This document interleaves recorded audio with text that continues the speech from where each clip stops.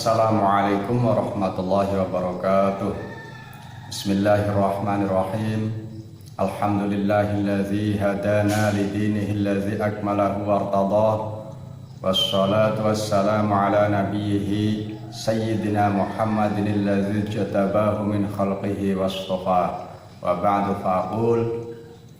Pemirsa sekalian, jumpa lagi dengan saya di episode yang kedua dalam kisah Malaikat Kematian. Namun kali ini saya hanya akan membacakan terjemahnya saja agar video ini tidak terlalu panjang. Pada episode sebelumnya saya telah mengisahkan bahwa dunia ini ibarat meja makan yang dipenuhi berbagai makanan di hadapan seorang laki-laki. Lalu ia memakan segala apa yang dihidangkan di meja makan tersebut.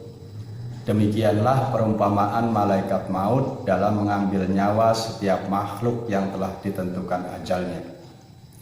Dan juga telah saya kisahkan bahwa seluruh malaikat pingsan selama 1000 tahun setelah melihat bentuk daripada malaikat maut yang selama itu disembunyikan oleh Allah di dalam hijab atau pembatas yang tidak bisa dilihat oleh siapapun. Baiklah, mari kita lanjutkan kisahnya. Setelah malaikat maut dalam genggaman malaikat Israel, malaikat maut memohon izin kepada Allah untuk menyampaikan suaranya sekali saja di atas langit dengan suara yang sangat mengerikan. Lalu Allah mengizinkannya dan ia bersuara sekencang-kencangnya dengan kata-kata, "Aku adalah kematian yang akan memisahkan antara setiap kekasih. Aku adalah kematian yang akan memisahkan antara suami dengan istrinya. Aku adalah kematian yang akan memisahkan antara anak dengan ibunya. Aku adalah kematian yang akan memisahkan antara saudara. Aku adalah kematian yang akan merobohkan bangunan dan gedung-gedung. Aku adalah kematian yang akan meramaikan kuburan. Aku adalah kematian yang akan mencari kalian dan akan menemukan kalian walaupun berada di benteng yang sangat kokoh. Aku adalah kematian. Tidak ada makhluk yang kekal kecuali akan mencicipiku, yakni mencicipi kematian."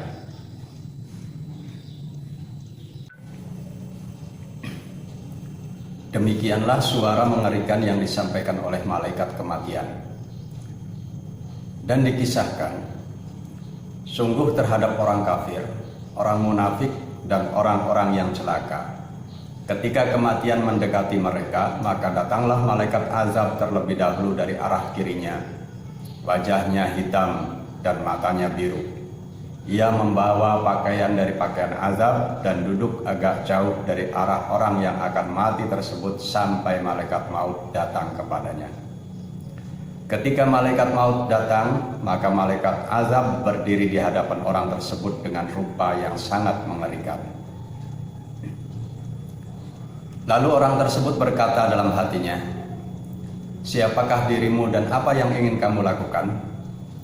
Malaikat maut menjawab, "Aku adalah malaikat kematian yang akan mengeluarkanmu dari dunia ini, menjadikan anakmu sebagai yatim dan istrimu sebagai janda, dan hartamu akan diwariskan kepada orang-orang yang kamu benci ketika hidupmu, dan engkau tidak berbuat baik untuk duniamu dan akhiratmu. Hari ini aku akan mengambil nyawamu." Setelah mendengarkan perkataan malaikat maut, orang tersebut akan memalingkan wajahnya ke arah yang lain. Maka ia tetap melihat malaikat maut berdiri di hadapannya walaupun kemanapun ia memalingkan wajahnya. Lalu malaikat maut berkata, "Apakah kamu tidak tahu diriku? Aku adalah malaikat kematian yang telah mengambil nyawa kedua orang tuamu dan kamu melihatnya dan kamu tidak bisa berbuat apa-apa untuknya. Hari ini aku akan mengambil nyawamu dan disaksikan oleh anak-anakmu, kerabatmu, dan teman-temanmu hingga mereka menjerit menangisi kematianmu pada hari ini. Aku malaikat kematian yang telah menghancurkan kurun yang telah lalu dari orang-orang yang lebih kuat darimu dan lebih banyak hartanya darimu dan lebih banyak anak-anaknya daripada anak-anakmu. Lalu berkata lagi, apakah yang kamu lihat dari dunia ini? Ia menjawab, aku melihatnya sebagai makar dan pengkhianat. Lalu Allah mewujudkan dunia dengan sebuah bentuk dan berkata, wahai ahli maksiat, apakah kamu tidak malu berbuat dosa di dunia dan kamu tidak menahan dirimu dari berbuat maksiat? Kamu mengejar aku dan aku tidak mencarimu. Dan kamu tidak membedakan antara halal dan haram karena menganggap tidak akan berpisah dengan dunia ini. Maka aku terlepas darimu dan dari amal perbuatanmu. Kemudian ia melihat hartanya telah menjadi milik orang lain. Dan hartanya berkata, wahai ahli maksiat, kamu mendapatkan aku tanpa hak. Kamu tidak bersedekah dan tidak berzakat denganku kepada orang fakir dan miskin. Hari ini aku telah menjadi milik orang lain. Sebagaimana firman Allah Ta'ala, yauma la yanfa'u malu wala banun illa man ata biqalbin salim fayaqulu rabbirji'un la'alli a'malu salihan fima taraktu fayaqulu Allah Ta'ala idza jaa ajaluhum la yastakhiruna sa'atan wa la yastaqdimun. Yang artinya, pada hari tidak ada manfaat baik harta maupun anak-anak kecuali mereka yang datang kepada Allah dalam keadaan membawa hati yang selamat, yakni iman dan Islam. Lalu ia berkata, wahai Tuhanku, kembalikanlah aku ke dunia agar aku berbuat soleh, beramal soleh, dan bersedekah dengan apa yang telah aku tinggalkan, yakni harta. Kemudian Allah berkata, idza jaa ajaluhum la yastakhiruna sa'atan wa la yastaqdimun. Ketika telah datang ajal mereka, maka tidak akan ada yang bisa diakhirkan sesaat pun ataupun didahulukan sesaat pun. Jadi waktu ajal telah ditentukan dan tidak bisa diajukan ataupun diundurkan sedetik pun. Kemudian malaikat maut mencabut nyawanya. Apabila orang yang telah dicabut nyawanya itu adalah orang yang mukmin, maka ia akan berbahagia. Dan apabila ia orang kafir atau munafik, maka dalam keadaan celaka.